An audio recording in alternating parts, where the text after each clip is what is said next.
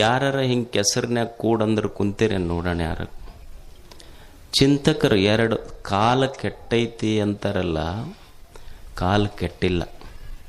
ಇಷ್ಟು ಮಳೆಯಾಗ ಕೆಸರಿನ್ಯಾಗ ನಮಗೆ ಮ್ಯಾಲ ಕುಂದ್ರಿಸಿದವ್ರಿಗೆ ಇನ್ನೊಂದು ಸ್ವಲ್ಪ ಎತ್ತರ ಕುರ್ಚಿ ಹಾಕಿದ್ರೆ ಸಮಾಧಾನ ಆಗ್ತೈತೆ ಅಂತೀವಿ ನಾವು.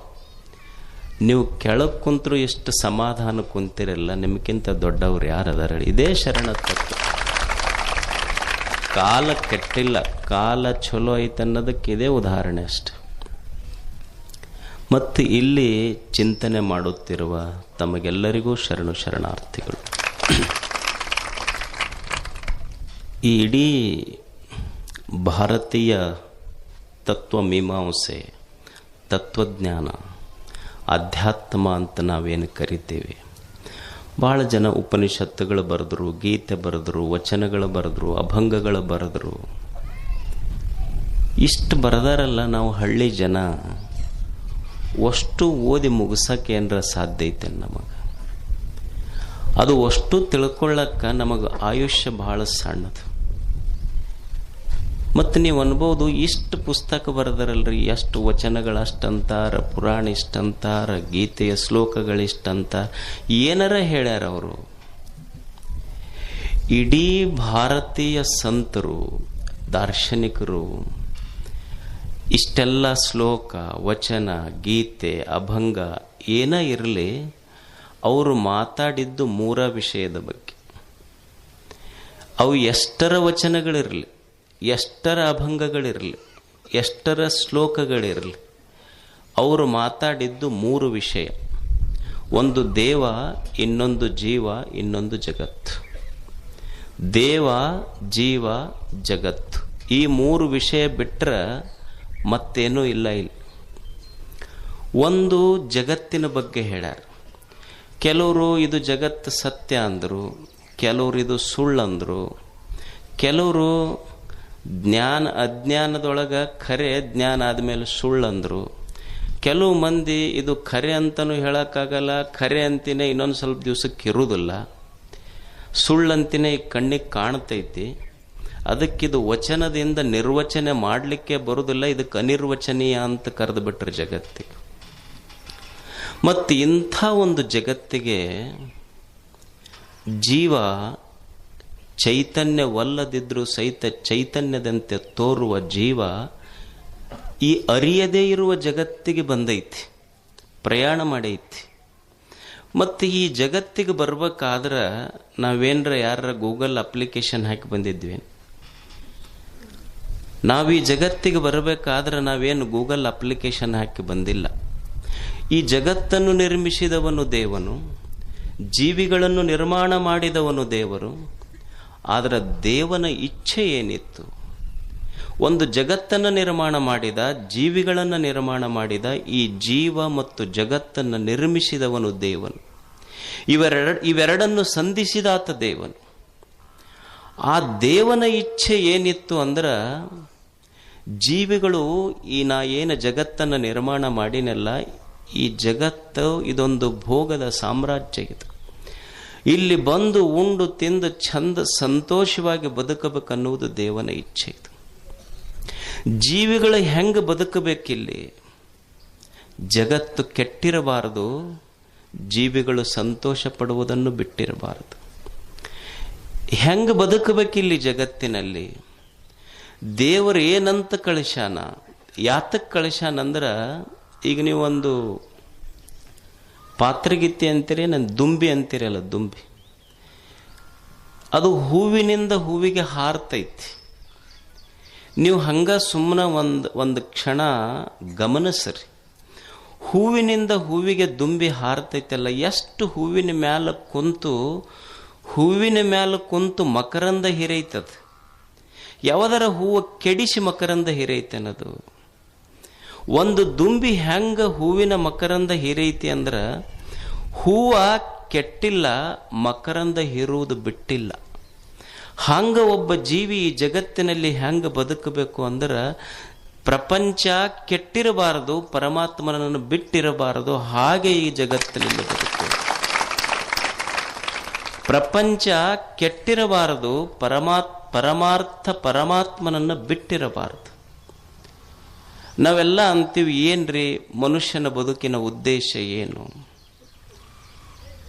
ಬಹಳ ಮಂದಿ ಕೇಳ್ತಿರ್ತಾರೆ, ಇದು ಬದುಕಿನ ಉದ್ದೇಶ ಏನು? ಬಂದರೆ ಏನು ಮಾಡೋದು ಜಗತ್ತಿನೊಳಗ? ಅಲ್ಲ, ಏನು ಮಾಡ್ಲಿಕ್ಕೆ ಸಾಧ್ಯ ಐತೆ ಹೇಳು ಮನುಷ್ಯನಿಂದ? ಏನು ಮನುಷ್ಯ ಹಿಮಾಲಯದ ಬೆಟ್ಟಗಳನ್ನು ನಿರ್ಮಿಸಬಲ್ಲನೆ? ಏನು ಭೀಮಾ ನದಿಯನ್ನು ನಿರ್ಮಿಸಬಲ್ಲನೆ? ಭೂಮಿಯನ್ನು ನಿರ್ಮಿಸಬಲ್ಲನೆ? ಆಕಾಶ ಸೂರ್ಯನನ್ನು ನಿರ್ಮಿಸಬಲ್ಲನೆ? ಏನು ಮಾಡಲಿಕ್ಕೆ ಸಾಧ್ಯ ಐತಿ ಮನುಷ್ಯ?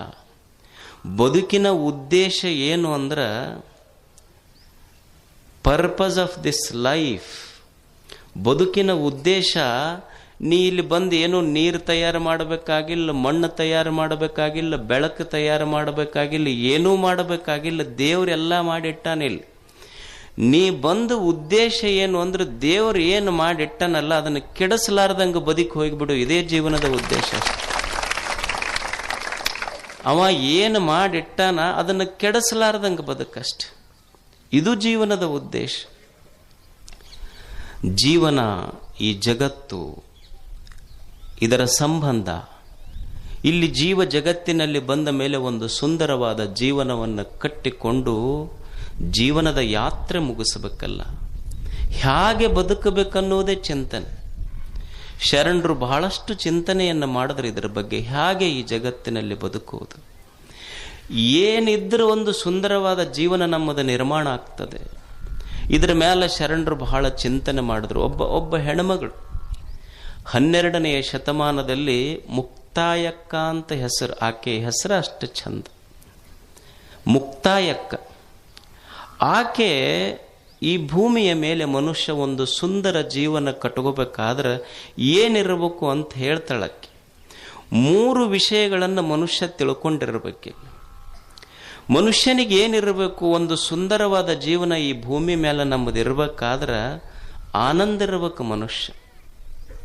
ಮೊದಲನೇದ್ದು ಆನಂದ, 2ನೇದ್ದು ಐಶ್ವರ್ಯ, 3ನೇದ್ದು ಅರಿವು. ಆನಂದ ಇರಬೇಕು ಮೊದಲ. ಜೀವನ ನಮ್ಮದು ಸುಂದರ ಆಗಬೇಕಾಗಿತ್ತಂದ್ರೆ ಆನಂದವಾಗಿರ್ಬೇಕು ನಾವು ಮೊದಲು.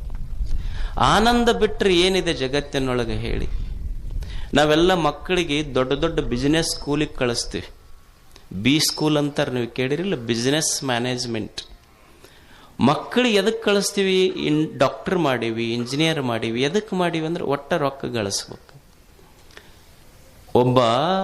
ಒಬ್ಬ ತತ್ವಜ್ಞಾನಿ ಒಂದು ಚಲೋ ಮಾತು ಹೇಳ್ತಾನೆ, don't teach your children to be rich, teach your children to be healthy and happy.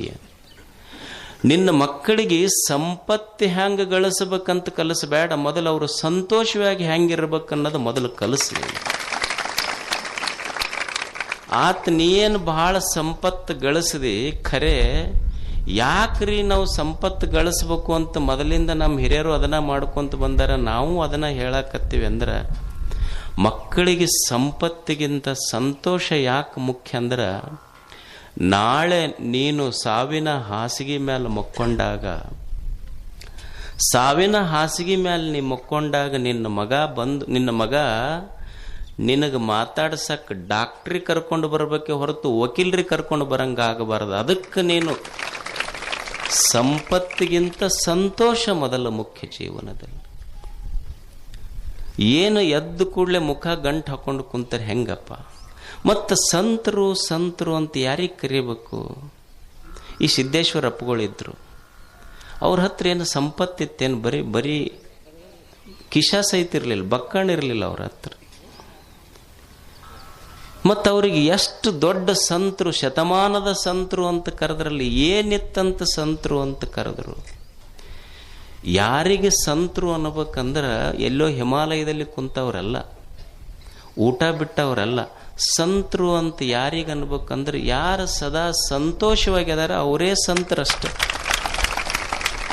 ಸಂತುಷ್ಟ ಸತತಂ ಯೋಗಿನಾಂ, ಸಂತೋಷವಾಗಿರೋರು ಸಂತರಷ್ಟೆ. ಏನು ಎದ್ದು ಕೂಡಲೇ ಮುಖ ಗಂಟು ಹಾಕೊಂಡು ಕುಂತು ಹಣಿಗೆ ಕೈ ಹಚ್ಕೊಂಡು ಕುಂತು ಹೊತ್ತು ಹೊಂಟು ಕೂಡ್ಲೇ ದೇವ್ರ ಕಣ್ಣು ತೆಗಿಬಾರದು ನೋಡ್ರಿ ನಮಗ ಅಂತಾರೆ. ಒಟ್ಟ ಕಣ್ಣು ತೆಗಿಬಾರದು ನೋಡ್ರಿ. ಅಲ್ಲ, ತೆಗಿ ಅಂತ ಯಾರಂದ್ರೆ ಮುಚ್ಚಿಬಿಡ್ಬೇಕಾಗಿತ್ತು. ಯಾರು ತೆಗಿ ಅಂದಾರಪ್ಪ. ಮತ್ತು ಇನ್ನೊಂದು ಸ್ವಲ್ಪ ಜನ ಇರ್ತಾರೆ, ಸುಮ್ಮ ಕರ್ಕೊಂಡು ಬಿಡ್ಬೇಕು ನೋಡ್ರಿ ದೇವ್ರು ನಮಗೆ. ಅಲ್ಲ, ನೀ ಬೇಕಂದ್ರೆ ಹೋಗ್ಬೇಕು, ಅವ ಯಾಕೆ ಕರ್ಕೋಬೇಕು ಹೇಳಿ? ಅಂದ್ರೆ ನಮಗೆ ಗ್ಯಾರಂಟಿ ಐತಿ, ಅಂದ ಕೂಡಲೇ ಅವ ಕರ್ಕೊಳ್ಳೋದಿಲ್ಲ ಅನ್ನೋ ಗ್ಯಾರಂಟಿ ಮೇಲೆ ಕರ್ಕೊಂತೀವಿ. ಅಕಸ್ಮಾತ್ ಅದು ಗ್ಯಾರಂಟಿದು ವಾರಂಟಿ ಮುಗಿದಿತ್ತಂದ್ರೆ ನಾವು ಯಾರು ಅಂತಿದ್ದಿಲ್ಲ. ಅಂದವ್ರಿಗೆಲ್ಲ ದೇವ್ರು ಹಿಂಗೆ ಕರ್ಕೊಂಡ ಹೊಂಟ್ರಿ, ಯಾರ ಕನಸಿನಾಗ ಸಹಿತ ಅನ್ನೋದಿಲ್ಲ ನಾವು ಅಂತೀವಿ. ಅಲ್ಲಿ ಆತು, ಅಲ್ಲಿ ಮ್ಯಾಲೆ ಹೋಗ್ಯಾರ ಏನು ಮಾಡವ್ರು? ಅಲ್ಲೇನು ಧಾರಾವಾಹಿ ಅದಾವ, IPL ಐತೆ, ಏನು ಚಂದ, ಇಷ್ಟು ಚಂದ ಆರಾಮ್ ಇರಬಾರ್ದ? ಏನು ಬೆಂಗಳೂರು ಏನೈತೆ ಅಲ್ಲಿ? ರಾಡಿ ನೀರು ಹರಿತೈತಲ್ಲಿ. ಬೆಂಗಳೂರು ಭಾಳ ಚಲೋ ಏನೈತೆ? ರಾಡಿ ಹರಿತೈತಲ್ಲಿ. ನಿಮ್ಮ ಊರಾಗ ತಾಯಿ ಭೀಮೆಯೇ ನಿಮ್ಮ ಮನೆಯ ಬಾಕಲಿಗೆ ಬಂದಾಗ ನಾವು ಸಂತೋಷಕ್ಕೆ ಏನು ಕೊರತೆ ಇರಬೇಕು? ಇದ್ರಕ್ಕಿಂತ ಏನು ದೊಡ್ಡ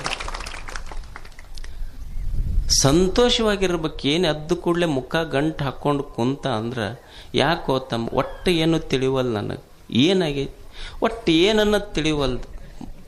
ಅವನು ಮುಖ ಗಂಟು ಹಾಕಿದ್ದು ನೋಡಿದ್ರೆ ಈ ಕರ್ನಾಟಕ ಸರ್ಕಾರದ ಗ್ಯಾರಂಟಿ ಸಾಲನ ಇವನ್ ತಲೆ ಕಟ್ಟ್ಯಾರ ಅನ್ನೋವಂಗ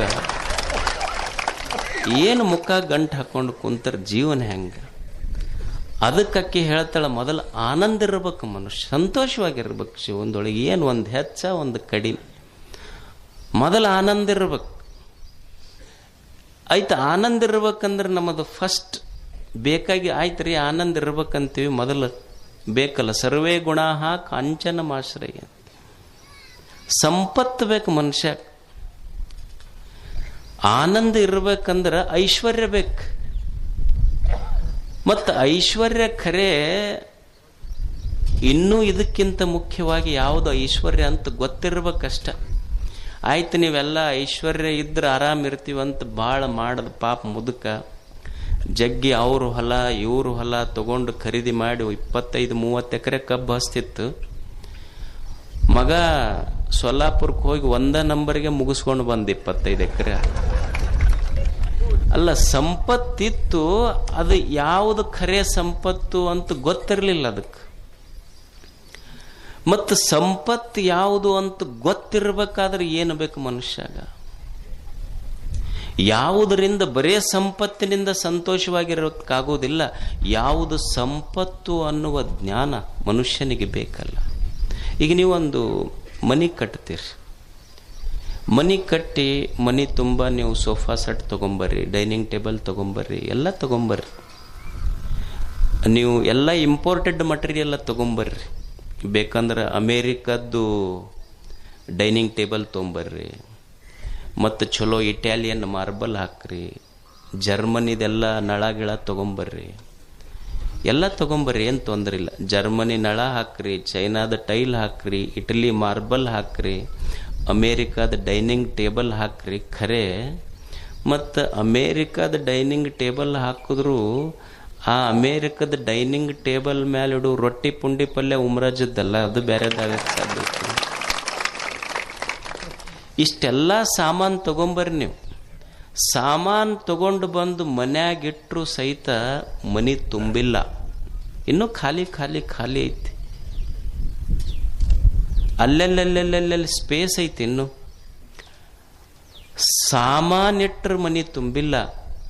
ನೀ 50 ಲಕ್ಷ ರೂಪಾಯಿ ಮನೆ ಕಟ್ಟಿಸಿ 25-30 ಲಕ್ಷ ರೂಪಾಯಿ ಸೋಫಾ ಸೆಟ್ ಸಾಮಾನು ತಂದಿಟ್ಟು ಅಷ್ಟಿಟ್ರು ಮನೆ ತುಂಬಿಲ್ಲ.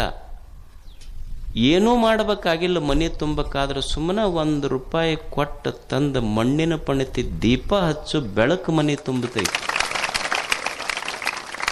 ಸಾಮಾನು ಮನೆ ತುಂಬಿಲ್ಲ, ಬೆಳಕು ಮನೆ ತುಂಬತೈತಿ. ಹಂಗ ಬದುಕು ತುಂಬಬೇಕಾದ್ರೆ ಒಳಗೆ ಅರಿವಿನ ಬೆಳಕಿರ್ಬೇಕಷ್ಟೇ. ಜ್ಞಾನದ ಬೆಳಕಿನಿಂದ ಬದುಕು ತುಂಬುತ್ತದೆ. ಅದಕ್ಕೆ ಮುಕ್ತಾಯಕ್ಕ ಹೇಳ್ತಾಳ, ಆನಂದ ಬೇಕು. ಒಂದು ಬದುಕು ಸುಂದರವಾಗಿರಬೇಕಾದ್ರೆ ಆನಂದ ಇರಬೇಕು, ಐಶ್ವರ್ಯ ಇರಬೇಕು, ಅರಿವಿರಬೇಕು, ಜ್ಞಾನ ಇರ್ಬೇಕಂತಾಳಕ್ಕೆ. ಜ್ಞಾನ ಇಲ್ಲದಕ್ಕೆ ಬದುಕು ಕೆಟ್ಟೈತೆ ನಮಗೆ. ನೀವು ಒಂದು ತಿಪ್ಪೆ ಐತಿ, ನೀವು ತಿಪ್ಪ್ಯಾಗ ಹೋಗ್ರಿ, ಒಂದು ಕೋಳಿ ಇರ್ತೈತಿ. ಕೋಳಿ 20x20 ತಿಪ್ಪಿ ಪೂರ ಕೆಬರ್ತೈತೆ. ಅದು ನೀವು ತುಂಬ ಕಸ ಹಾಕಿರಿ, ನಿಮ್ಮ ಮನ್ಯಾಗಿಂದ ಒಂದು ತೊಲಿ ಬಂಗಾರ ಒಗೆದು ನೋಡ್ರಿ, ಹಿಂಗೆ ಕಾಲೇ ಚಿಮ್ಮತೈತೆ. ಅದು 20x20 ತಿಪ್ಪಿಯೊಳಗೆ ಪೂರಾ ಕಸ ಇದ್ರೂ ಕೋಳಿ ಕಸ ಮುಟ್ಲಿಲ್ಲ, ಒಂದು ಜೋಳದ ಕಾಳು ಮುಟ್ಟತೆ ಹೊರತು ಕಸ ಮುಟ್ಲಿಲ್ಲ. ಆಯ್ಕೆ ಇದು ಬದುಕಿಂತ. ಅದಕ್ಕೆ ಬಂಗಾರ ಬದುಕಿಸೋದಿಲ್ಲ, ಕಾಳ ಜೋಳ ಬದುಕಿಸ್ತೈತಿ ಅನ್ನುವ ಜ್ಞಾನ ಕೋಳಿಗೈತಿ, ನಮಗಿಲ್ಲ. ಅಂದ್ರೆ ಬದುಕಿನ ಆಯ್ಕೆ ಜ್ಞಾನ ಏನು ಮಾಡ್ತೈತಿ ಅಂದ್ರೆ ಯಾವುದು ಸರಿ, ಯಾವುದು ತಪ್ಪು, ಯಾವುದು ಒಳ್ಳೆಯದು, ಯಾವುದು ಕೆಟ್ಟದ್ದು, ಯಾವುದು ಹಿತ, ಯಾವುದು ಅಹಿತ, ಯಾವುದು ಆತ್ಮ, ಯಾವುದು ಅನಾತ್ಮ, ಹಿಂಗೆ ಬಿಡಿಸಿ ತೋರಿಸ್ತೈತಿ ನಿಮಗೆ. ಜ್ಞಾನ ಅರಿವು ಏನು ಮಾಡ್ತೈತಿ ಅಂದ್ರೆ ಯಾವುದು ಒಳ್ಳೆಯದು, ಯಾವುದು ಕೆಟ್ಟದ್ದು ಬಿಡಿಸಿ ತೋರಿಸ್ತೈತಿ. ನಮ್ಮ ಬದುಕು ಅದಕ್ಕೆ ಕೆಟ್ಟೈತಿ ಅಂದ್ರೆ ನಮಗೆ ಸರಿ ತಪ್ಪುಗಳ ಜ್ಞಾನ ಇಲ್ಲ. ಒಳ್ಳೆಯದು ಕೆಟ್ಟದ್ದು ಯಾವುದಂತ ಗೊತ್ತಿಲ್ಲ, ಅದಕ್ಕೆ ಬದುಕು ಕೆಟ್ಟೈತೆ ನಮ್ಮದು. ಈಗ ನೀವು ಯಾಕೆ ಜ್ಞಾನ ಬೇಕು ಅಂದ್ರೆ, ಈಗ ನೀವು ಏನೋ ಆಗಿರ್ತೈತಿ, ಒಂದು ತಲೆಗೋ ಕೈಗೋ ಕಾಲಿಗೋ ಹೋಗಿ ಒಂದು ಎಕ್ಸ್ರೇ ಮಾಡಿಸ್ತೀರಿ, MRI ಸ್ಕ್ಯಾನ್ ಮಾಡಿಸ್ತೀರಿ. ಆ ಸ್ಕ್ಯಾನ್ ಏನು ಮಾಡ್ತೈತಿ ಅಂದ್ರೆ ಏನೂ ಮಾಡೋದಿಲ್ಲ, ದೋಷ ಎಲ್ಲಿ ಐತಿ ಅಂತ ಗೊತ್ತು ಮಾಡಿಸ್ತೈತಿ. ಹಂಗೆ ಅರಿವು ಜ್ಞಾನ ಇದು ಏನು ಮಾಡ್ತೈತಿ ಅಂದ್ರೆ ಸ್ಕ್ಯಾನ್ ಮಾಡ್ತೈತಿ, ನಾವೆಲ್ಲಿ ತಪ್ಪು ಮಾಡಾಕತ್ತೀವಿ ಅನ್ನುವ ದೋಷ ತೋರಿಸಿಕೊಡ್ತೈತಿ. ಇಟ್ ಈಸ್ ಸ್ಕ್ಯಾನ್ ಸೆಂಟರ್, ಒಂಥರ ಸ್ಕ್ಯಾನ್ ಮಾಡ್ತೈತಿ. ಅದಕ್ಕೆ ಜ್ಞಾನ ಅರಿವು, ಇದರ ಅರ್ಥ ಯಾವುದು ಸರಿ ತಪ್ಪು ಇವುಗಳ ವಿವೇಕ ಗೊತ್ತಿರಬೇಕು ಮನುಷ್ಯ. ಒಳ್ಳೆಯದು ಕೆಟ್ಟದ್ದು ಹಿತ ಅಹಿತ ಇದರ ವಿವೇಕ ಗೊತ್ತಿರಬೇಕು ಮನುಷ್ಯ. ಬದುಕಿನಲ್ಲಿ ದುಃಖ ಆಗಿದ್ದು ಇದು ಗೊತ್ತಿಲ್ಲಾರ್ದಕ್ಕಷ್ಟೆ. ನೀವು ಹೆಂಗೆ ಹೇಳ್ತೀರಿ ನೀವು ಗೊತ್ತಿಲ್ಲಂತ? ನಮಗೆ ಎಲ್ಲ ವ್ಯವಹಾರ ಮಾಡ್ತೀವಲ್ಲ ನಾವು, ನಮಗೇನು ಅಷ್ಟು ಗೊತ್ತಿಲ್ಲ ಸರಿ ಯಾವುದು ತಪ್ಪು ಯಾವುದು ಅಂತ ಗೊತ್ತಿಲ್ಲ ನಮಗೆ. ಈಗ ನಿಮಗೊಂದು ಪ್ರಾಕ್ಟಿಕಲ್ ಉದಾಹರಣೆ ತಗೊಳ್ರಿ. ಈಗ ಒಂದು ಟೇಬಲ್ ಇಡ್ರಿ, ನೀವು ಒಂದು ಕುರ್ಚಿ ಇಡ್ರಿ, ಇಟ್ಟು ಒಂದು ಲೋಟದಾಗ ಹಾಲು ಇಡ್ರಿ, ಮತ್ತದ ಒಂದು ಮಗ್ಲು ಒಂದು ಇನ್ನೊಂದು ಲೋಟದಾಗ ಅಲ್ಕೋ ಹಾಲು ಇಡ್ರಿ. ಅಲ್ಕೋ ಹಾಲು ಅಂದ್ರೆ ಗೊತ್ತಾಕೈತಿಲ್ಲ, ಭಾಳ ಸಾತ್ವಿಕ ಜನ ಗೊತ್ತಾಗೋದಿಲ್ಲ.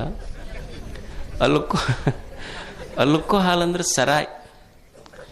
ಒಂದು ಲೋಟದಾಗ ಹಾಲು ಇಡ್ರಿ, ಒಂದು ಲೋಟದಾಗ ಅಲ್ಕೋ ಹಾಲು ಇಡ್ರಿ. ನೀವು ಕುರ್ಚಿ ಹಾಕಿ ಒಂದು ಹುಡುಗನ ಕೂಡಿಸ್ರಿ. ನೀವು ಹುಡುಗನ ಕೈ ಎಲ್ಲಿ ಹೋಗುತ್ತೆ ಹೇಳ್ರಿ? ಹಾಲಿನ ಕಡೆ ಹೋಗುತ್ತೆ. ಆಯ್ತಾ, ಹುಡುಗನ ನೆಬ್ಬಸ್ರಿ, ಮತ್ತ ಹಾಲು ಅಲ್ಕೋ ಹಾಲಿಟ್ಟು ಕುರ್ಚಿ ಹಾಕಿ ಅವ್ರ ಅಪ್ಪನ ಕೂಡಿಸ್ರಿ. ಹಾಲಿನ ಕಡೆ ಕೈ ಹೋತ ಅವ್ರ ಅಪ್ಪಂದಂದ್ರೆ ಅವ್ರ ಮನಿ ದೇವರಾಣಿ ಅದು. ಅವನ ಕೈ ಹೋಗುದು ಅಲ್ಕೋ ಹಾಲಿನ ಕಡೆನೆ. ಅದಕ್ಕೆ ಆ ಹುಡುಗಂತಾನೆ, ಯಪ್ಪ ನಿನಗೆ ಹಾಲು ಕುಡಿದ್ರೆ ಏನಾಗ್ತೈತಿ, ಅಲ್ಕೋ ಹಾಲು ಕುಡಿದ್ರೆ ಏನಾಗ್ತೈತಿ ಅಂತ ನಿನಗೆ ಗೊತ್ತಿಲ್ಲ, ನನಗೆ ಗೊತ್ತೈತಿ. ಅದಕ್ಕೆ ಹಾಲು ಕುಡ್ಕೊಂತಿದ್ದಕ್ಕೆ ನಾವು ಹೋಗಿ ದಿವಸ ತಾಯಿ ತೊಡಿ ಮೇಲೆ ಮುಕ್ಕೊಂತೀನಿ. ನಿನಗೆ ಗೊತ್ತಿರ್ಲಾರ್ದಕ್ಕೆ ನಾಯಿ ತೊಡಿ ಮೇಲೆ ಮುಕ್ಕೊಂಡು ಮನೆಗೆ ಬರ್ತೀನಿ. ವ್ಯತ್ಯಾಸ ಗೊತ್ತಿಲ್ಲ ನಮಗೆ. ಜ್ಞಾನನ ಹೇಳೋದು ಯಾವುದು ಸರಿ ಯಾವುದು ತಪ್ಪ, ಯಾವುದು ಕುಡಿಬೇಕು ಯಾವುದು ಕುಡಿಬಾರ್ದು, ಹಾಲು ಕುಡಿದ್ರೆ ಏನಾಗ್ತೈತಿ, ಅಲ್ಕೋ ಹಾಲು ಕುಡಿದ್ರೆ ಏನಾಗ್ತೈತಿ ಗೊತ್ತಿಲ್ಲ ನಮಗಷ್ಟ. ಅವ ಹೇಳ್ತಿದ್ ನನ್ನ ಗಂಡ ಮನ್ಯಾಗ, ಏನು ಒಂದ ಟೈಪ್ ರುಚಿ ಐತಿ ನೀ ಮಾಡಿದ್ ನನಗೆ ಇಷ್ಟ ಆಗೋದಿಲ್ಲ ಅಂತ ಹಿಂಗೆ ಬೀಸ್ ಹೋಗೋದು. ಒಂದು ದಿವಸ ಪಾಪ ಎಲ್ಲ ರೊಟ್ಟಿ ಪಲ್ಯ ಎಲ್ಲ ಮಾಡಿ ನಿಂತಿತ್ತು. ಹಿಡಿತು ಹೆಣ್ಮಗಳು ಚಾಡಿಸಿ ತಾಟ್ ಹೋಗೋದು. ಆಕಿಗೂ ಎಷ್ಟು ದಿವಸ ಅಂತ ತಾಳ್ಕೊಳದ, ಸಿಟ್ಟು ಬಂತು. ಏನಾಗೈತಿ ಹೇಳಿ, ಏನು ಒಂದ ಟೈಪ್ ರುಚಿ ಐತಿ, ಯಾವ ಉಣ್ತಾನಿದೆ ನಾನು. ಅವಾಗ ಅಕ್ಕಿ ಬಳಿ ಏರಿಸಿ ಕಪಾಳಕ್ಕೆ ಬಿಟ್ಟು ಲೇಟು ಅಂತ. ಅಲ್ಲ, ದಿವಸ ಹೋಗಿ ಕಂಠ ಮಟ್ಟ ಕುಡ್ದು ಬರ್ತಿ, 20 ವರ್ಷ ಆತು ಕುಡಿಯಾಕತ್ತು, ಒಂದ ರುಚಿ ಐತಿ ಅಂತ ಒಮ್ಮೆ ಬಾಟ್ಲಿ ಹೋಗದ ಮನೆಗೆ ಬಂದು ಏನು ದಿವಸ ಕುಡಿದು ಬರುತ್ತೆ, ಈ ಉಂಡ್ರಿ ಏನೈತಿ ನನಗ ಗೊತ್ತಿಲ್ಲ. ಮನುಷ್ಯಾಗ ಸ್ವಲ್ಪ ಹಿತ ಅಹಿತ ಯಾವುದು ಅನ್ನೋದು.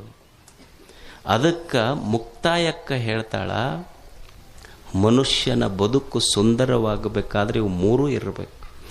ಆನಂದ ಇರಬೇಕು, ಐಶ್ವರ್ಯ ಇರಬೇಕು, ಅರಿವು ಜ್ಞಾನ ಇರಬೇಕು. ಮತ್ತು ಇವು ಎಲ್ಲಿ ಸಿಗ್ತಾವ್ರಿ? ಏನರ ಮಾರ್ಕೆಟ್ನಾಗ ಏನರ ಮಾರಾಟಕ್ಕೆ ಇಟ್ಟರೇನು? ಯಾವ್ದಾರ ಒಂದು ಬಿಗ್ ಹಿಂಗೆ ನಿಮ್ಮ ಸಾರಿ ಸೆಂಟರ್ ಗಿಂಟ್ರ ಅದಾವಲ್ಲ ಬಟ್ಟೆ ಅಂಥವೆಲ್ಲರ ಒಂದು ಮಾಲ್ಗಿಲ್ ಅದಾವೇನು? ಅದಕ್ಕೆ ಮುಕ್ತಾಯಕ್ಕ ಒಂದು ಸಣ್ಣ ಸಂಶೋಧನೆ ಎಷ್ಟು ಚಲೋ ಇತ್ತವ್ರು. ಶರಣರ ಸಂಶೋಧನೆ ಎಷ್ಟು ಚಲೋ ಅಂದ್ರೆ, ಜ್ಞಾನ ಎಲ್ಲಿ ಸಿಗತೈತಿ, ಐಶ್ವರ್ಯ ಎಲ್ಲಿ ಸಿಗತೈತಿ, ಆನಂದ ಎಲ್ಲಿ ಸಿಗತೈತಿ ಅನ್ನೋದನ್ನು ಸಣ್ಣ ಸಣ್ಣ ಮಾತುಗಳಲ್ಲಿ ಹೇಳ್ತಾರೆ. ಜ್ಞಾನ ಮೂಲ ಗುರುಸೇವೆ ಎಂಬೆ, ಐಶ್ವರ್ಯ ಮೂಲ ಲಿಂಗಾರ್ಚನೆ ಎಂಬೆ, ಮೋಕ್ಷ ಮೂಲ ಘಟ ಸಂತೃಪ್ತಿ ಎಂಬೆ ಅಜಗಣ್ಣ ಲಿಂಗವೇ. ಏನೂ ಇಲ್ಲ ಜ್ಞಾನ ಮೂಲ ಗುರು ಸೇವೆ ಎಂಬೆ. ಮನುಷ್ಯನಿಗೆ ಜ್ಞಾನ ಬೇಕಾಗಿತ್ತು ಅಂದ್ರೆ ಏನು ಮಾಡೋದು? ಗುರು ಸೇವಾ ಅಂದ್ರೆ ಬರೇ ಅವನನ್ನ ರೂಪದಿಂದ ಸೇವಾ ಮಾಡಬಹುದು, ನಾಮದಿಂದ ಸೇವೆ ಮಾಡಬಹುದು, ಶಬ್ದದಿಂದ ಸೇವೆ ಮಾಡಬಹುದು. ಇವತ್ತು